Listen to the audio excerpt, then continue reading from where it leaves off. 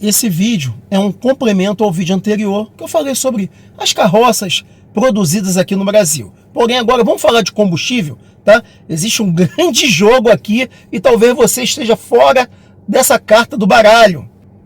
A Anfávia compilou valores de uma nova rodada de investimentos do mercado automotivo brasileiro. Chegada de montadoras chinesas fez a concorrência se mexer para fazer crescer uma tecnologia que combina eletrificação e motores flex. Olá, eu me chamo Alexandre e se você está aqui no Auto e Outros Artifícios, clique embaixo no botão de inscrição e vamos juntos entender um pouquinho desse tema. O mercado automotivo do país passa por um ciclo histórico de investimentos, que chegou a um montante de 117 bilhões anunciados pelas montadoras aqui que atuam. A Associação Nacional das Fabricantes de Veículos Automotores, Anfávia, compilou números depois dos anúncios dessa semana que foram falados alguns nomes como Toyota e Stellantis. São investimentos ativos desde 2021, que representam um recorde para o setor automotivo nacional. Só em 2024 agora já foram anunciados 66 bilhões por essas mesmas montadoras para ampliação de uma produção e desenvolvimento de tecnologia no país. Quase metade desse valor nesse ano já foi correspondente a Stellantis, dona das marcas como Fiat e Jeep, que irá investir 30 bilhões em suas fábricas no Brasil entre 2025 e 2030. Esse também é o maior valor já aplicado por uma única empresa na indústria automotiva brasileira. Entre as prioridades estão ao menos 40 novos produtos e o desenvolvimento de tecnologias de descarbonização de veículos, em especial a chamada tecnologia Bio-Hybrid, modelo que combina eletrificação com motores flex movidos a etanol. É aí que vai chegar a nossa história. Não é de hoje que eu venho falando em alguns vídeos aqui do canal sobre alguns investimentos até do governo brasileiro sobre carros elétricos movidos a álcool. Como que seria esse tipo de tecnologia?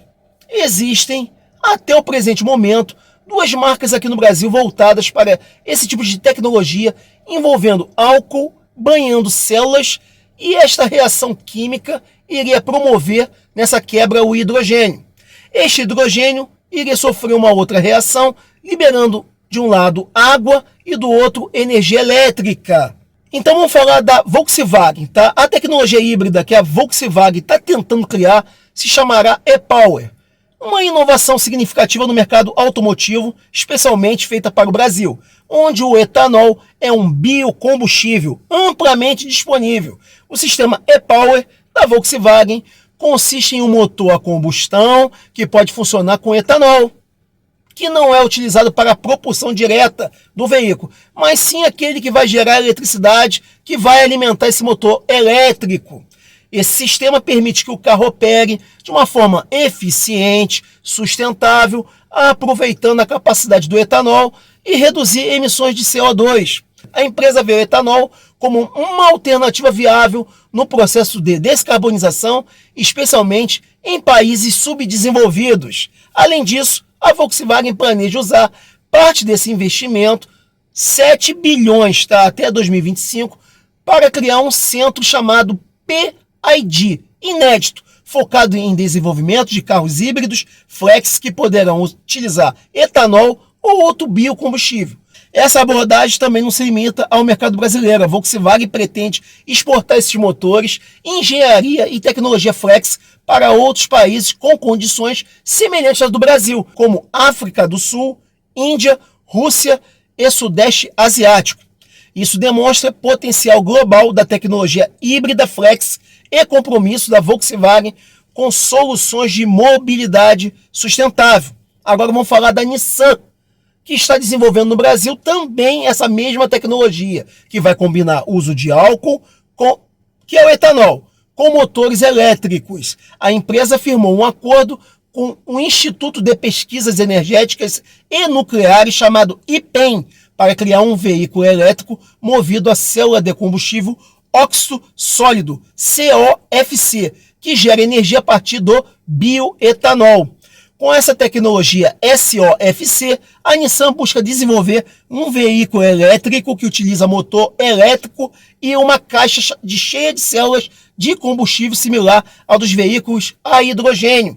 A diferença está no uso do etanol para gerar energia instantaneamente, combinando desempenho de um elétrico com a praticidade de um automóvel a combustão. O projeto envolve integração de um reformador que recebe etanol por um lado do tanque e realiza aquela reação química, transformando em hidrogênio, que é então utilizado pela célula de combustível para gerar eletricidade. Um dos objetivos é tornar componentes adequados para uso em projetos comerciais, reduzindo o tamanho e o custo de sistemas. Além disso, a Nissan está explorando a redução do tamanho da bateria desses veículos, já que a eletricidade gerada pelo etanol no tanque elimina a necessidade de uma bateria grande, como os atuais carros elétricos, totalmente elétricos, tá? E até reduz peso. Isso também traz vantagem de abastecimento rápido e fácil, aproveitando já a infraestrutura existente dos postos de combustíveis que vendem etanol no Brasil. Esse esforço da Nissan não só alinha objetivos de desenvolvimento sustentável, mas também ações globais para a redução das emissões de CO2. A expectativa é que o projeto continue em desenvolvimento e que esteja pronto até o final de 2025.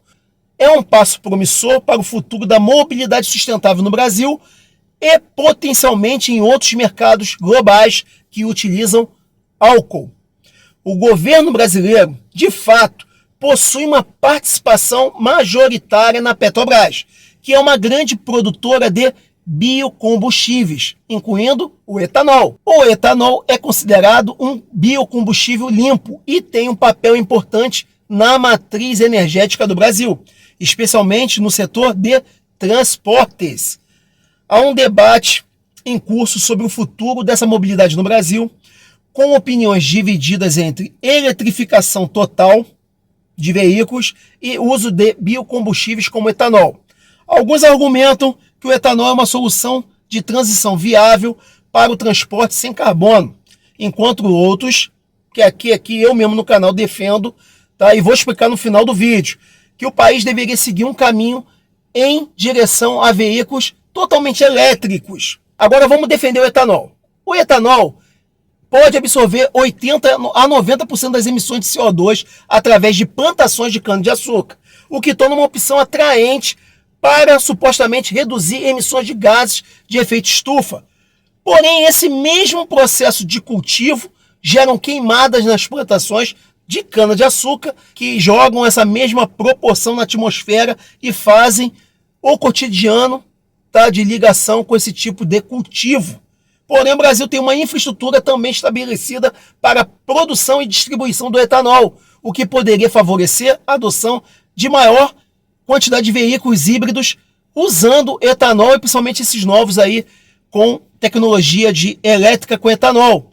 Por outro lado, existe uma pressão global para alcançar 0% de emissões, que favorece aí os veículos totalmente elétricos. Porém, vamos agora criticar o carro elétrico. Existe uma grande contaminação do solo na extração de materiais raros, que são utilizados na confecção das baterias desses tipos de veículos. Porém, esse veículo, ao rodar aproximadamente 25 mil quilômetros, ele passa a oferecer taxa zero de carbono na atmosfera, em detrimento aos outros carros a combustível, que continuam em toda a sua fase de vida, mandando gases de efeito estufa.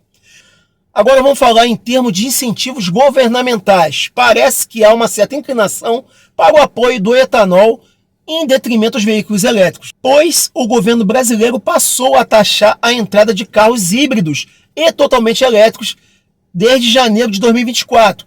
E esse setor sucro-alcooleiro passou a ganhar fortes subsídios na última atualização do Rota 30.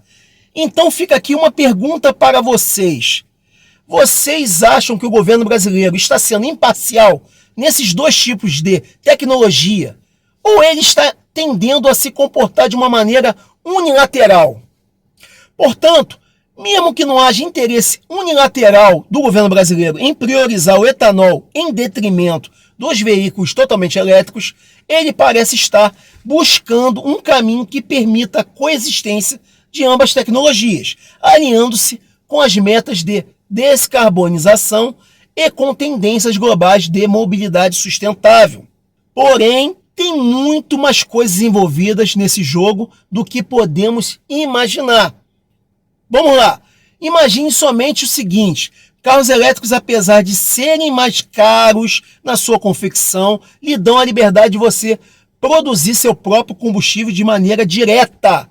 Porém, carros movidos a hidrogênio, nitrogênio ou até mesmo esse álcool movendo motor elétrico, você estará preso nas cadeias de produção e modais atuais. Então a sua autossuficiência é que está em jogo. Abram a sua mente. Se vocês gostaram desse conteúdo, a única coisa que eu lhe peço é que vocês cliquem aí embaixo no botão de inscrição, compartilhem esse vídeo para os familiares. Vou deixar aqui 2 vídeos ao lado para aumentar o conteúdo técnico de vocês. Um grande abraço e até o próximo vídeo.